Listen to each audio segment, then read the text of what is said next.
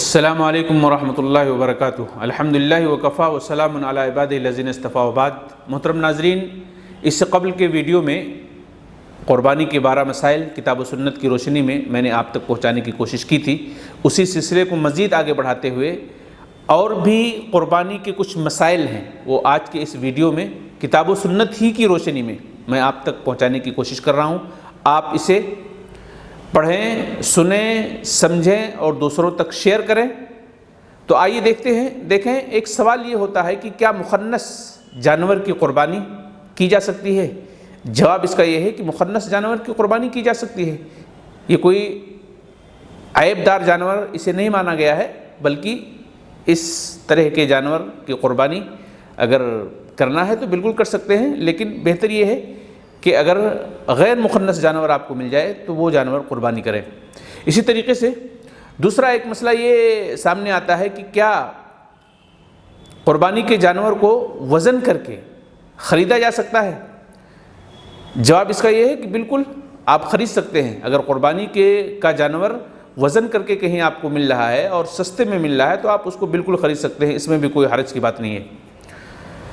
تیسری بات یہ ہے کہ جوائنٹ فیملی میں قربانی کا مسئلہ، کیا جوائنٹ فیملی میں قربانی کی جا سکتی ہے، اور کی جا سکتی ہے تو کس طرح سے کی جا سکتی ہے؟ دیکھیں، جوائنٹ فیملی میں اگر سارے لوگ ایک ساتھ رہتے ہیں، سارے لوگوں کا کچن ایک ہے، کھانا ایک ہی جگہ پکتا ہے، تو جو اس کا ذمہ دار ہے، ایک ذمہ دار آدمی قربانی اگر کرے گا تو سارے لوگوں کی طرف سے انشاءاللہ وہ قربانی ادا ہو جائے گی۔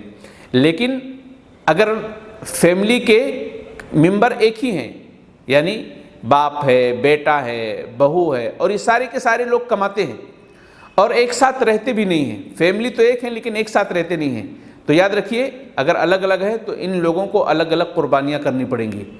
ایک چھت کے نیچے رہنے والے، ایک جن کا چولہا ہے، ان کے لیے یہ بات ہے کہ ایک قربانی کریں گے تو سارے لوگ اس میں آ جائیں گے، لیکن اگر چولہے الگ ہیں، بھلے فیملی ممبر سارے ہیں لیکن چولہے الگ ہیں، کماتے سارے الگ الگ ہیں، تو سب کو الگ الگ قربانی کرنی پڑے گی۔ اسی طریقے سے ایک سوال یہ ہے کہ کیا ایک حصہ جو بڑے جانوروں میں ہوتا ہے، کہ کیا ایک بکرے کے برابر ہے یہ حصہ؟ جی، ایک حصہ جو بڑے جانوروں میں ہوتا ہے جو ہم لیتے ہیں، جیسے بڑے جانوروں میں 7 حصے ہوتے ہیں، کسی آدمی نے ایک حصہ لیا تو کیا وہ ایک حصہ ایک بکرا یا ایک بکری کے برابر ہے، ایکول ہے؟ بالکل ہے، اس میں کوئی شک نہیں ہے اور اس میں کوئی شبہ نہیں ہے۔ ایک حصہ بڑے جانور کا ایک بکرے یا ایک بکری کے ایکول ہوتا ہے۔ اسی طریقے سے ایک سوال یہ ہوتا ہے کہ کیا قربانی میں عقیقہ کیا جا سکتا ہے؟ دیکھیں، قربانی میں عقیقہ آپ کیسے کریں گے؟ قربانی ایک الگ حکم ہے، قربانی کا الگ حکم ہے، قربانی کا الگ مسئلہ ہے اور عقیقے کا الگ مسئلہ ہے۔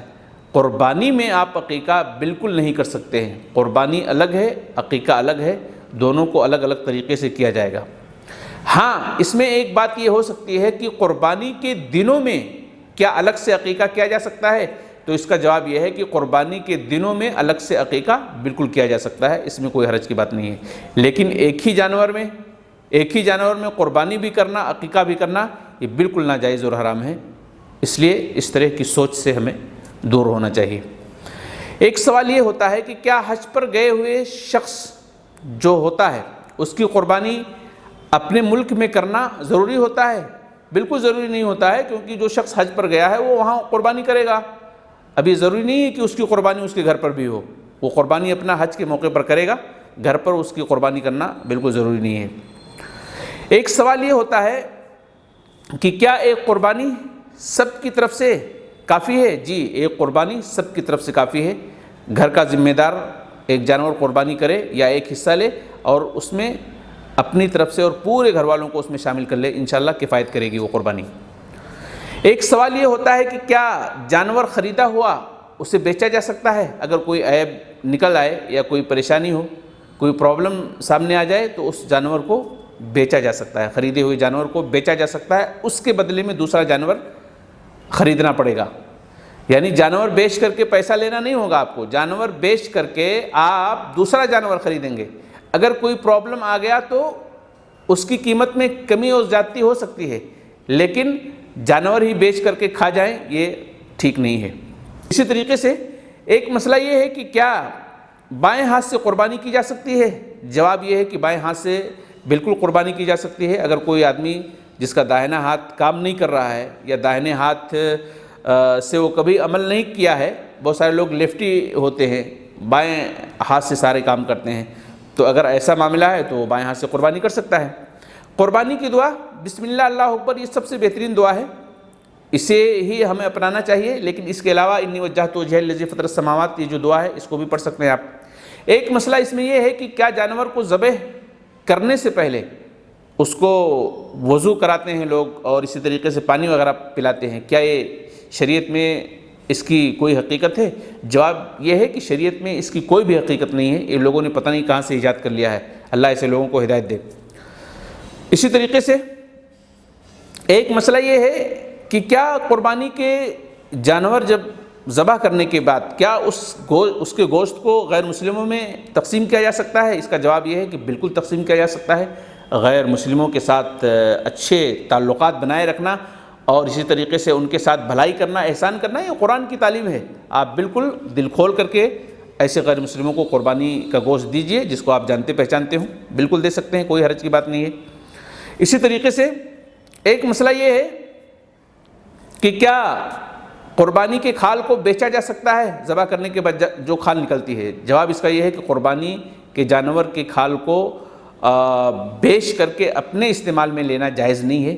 آپ اگر اس کو بیچتے ہیں تو اسے صدقہ کرنا پڑے گا، غریبوں اور محتاجوں کو یا مدرسوں کو دینا پڑے گا، اپنے لیے استعمال کرنا جائز نہیں ہے۔ اسی طریقے سے ایک سوال یہ ہوتا ہے کہ کیا بھینس کی قربانی جائز ہے؟ جواب یہ ہے کہ بھینس کی قربانی کے سلسلے میں بہت سارے علماء کے اختلافات ہیں۔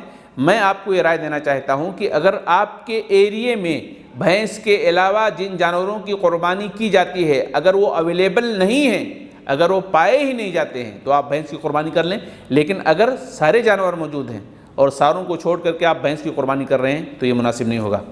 اسی طریقے سے ایک سوال یہ ہے کہ کیا دودھاری جانور جو ہوتے ہیں اس کی قربانی کر سکتے ہیں؟ اگر بچہ چھوٹا نہیں ہے، بچہ بڑا ہو گیا ہے، اس کو دودھ کی ضرورت نہیں ہے تو ایسے جانور کی قربانی کی جا سکتی ہے، اس میں کوئی حرج کی بات نہیں ہے۔ ایک مسئلہ یہ ہے کہ کیا چھوٹے بچے جو گھروں میں ہوتے ہیں، جیسے کسی کا بچہ 4 سال کا ہے، 6 سال کا ہے یا 8-10 مہینے کا ہے، بہت سارے لوگ اس کی طرف سے قربانی کرنا چاہتے ہیں، تو کیا یہ شکل جائز ہے؟ بالکل یہ شکل جائز ہے، اس میں کوئی حرج کی بات نہیں ہے، آپ چھوٹے بچوں کی طرف سے قربانی کر سکتے ہیں، کوئی حرج کی بات نہیں ہے۔ اسی طریقے سے ایک مسئلہ یہ ہے کہ کیا جانور کو قربانی کے جانوروں کو عورتیں بھی ذبح کر سکتی ہیں؟ بالکل ذبح کر سکتی ہیں، اس میں کوئی حرج کی بات نہیں ہے، عورت ذبح کر سکتی ہے، بعض صحابیات ذبح کرتی تھیں۔ اسی طریقے سے ایک مسئلہ یہ ہے کہ قربانی کیا نماز پڑھنے کے بعد ہی ہوگی؟ جواب اس کا یہ ہے کہ بالکل قربانی نماز عید کے بعد ہی ہوگی۔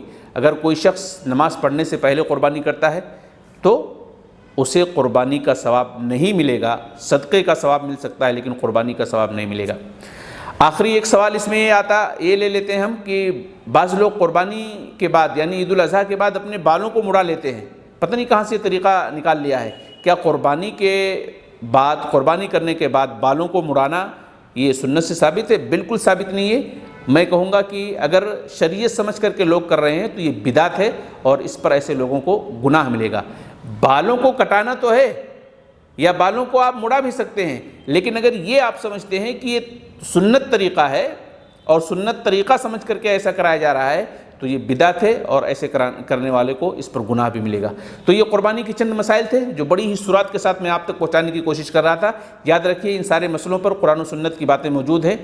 چونکہ اس ویڈیو کو مختصر مجھے بنانا تھا اس لیے حوالے کا میں نے ذکر نہیں کیا ہے، لیکن ساری چیزیں قرآن و سنت سے مبرہن ہیں، قرآن و سنت سے لیس ہیں۔ اللہ تعالی ہم سب کو اپنی قربانیوں کو کتاب و سنت کی روشنی میں انجام دینے کی توفیق دے۔ السلام علیکم ورحمۃ اللہ وبرکاتہ۔